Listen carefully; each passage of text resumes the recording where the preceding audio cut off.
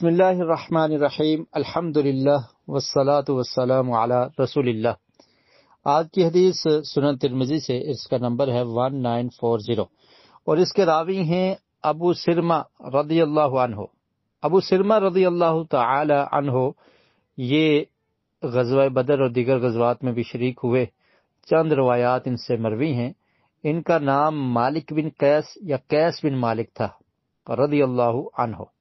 بیان کرتے ہیں ان رسول اللہ صلی اللہ علیہ وسلم قال من دار دار اللہ بہ ومن شاق شاق اللہ علیہ۔ فرمایا رسول مکرم صلی اللہ علیہ وسلم نے کہ جو دوسرے کو نقصان پہنچائے گا، جو دوسرے مسلمان کو نقصان پہنچائے گا، اللہ اسے نقصان پہنچائے گا۔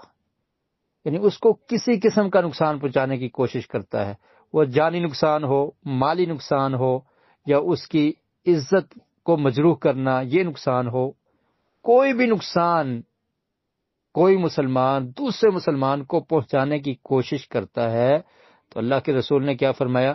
اللہ تعالیٰ اسے نقصان پہنچائے گا۔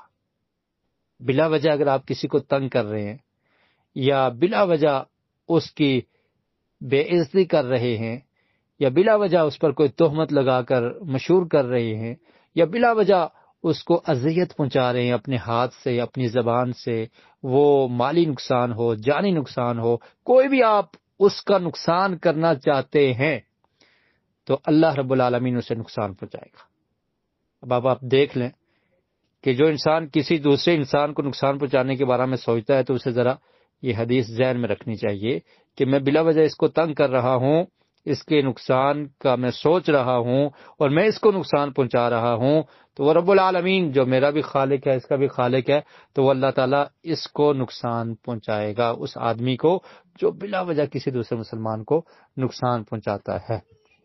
اور پھر فرمایا وَمَنْ شَاقَ شَاقَ اللَّهُ عَلَيْهِ، اور جو دوسرے کو تکلیف دے گا، یعنی اس کو مشقت میں ڈالے گا، تو اللہ تعالیٰ اسے تکلیف دے گا۔ نقصان پہنچاتا ہے تو اس کو بھی نقصان پہنچایا جائے گا اللہ کی طرف سے۔ وَمَنْ شَاقَ، اور جو کسی کو تکلیف پہنچاتا ہے تو اللہ تعالیٰ اس کو تکلیف پہنچائے گا، یعنی وہ کسی کو مشقت میں ڈالنا چاہتا ہے تو اللہ تعالیٰ اس کو مشقت میں ڈالے گا۔ اللہ رب العالمین سے دعا ہے کہ اللہ تعالیٰ ہمیں احادیث رسول صلی اللہ علیہ وسلم کو سننے کی، پڑھنے کی اور ان پر عمل کی توفیق نصیب فرمائے۔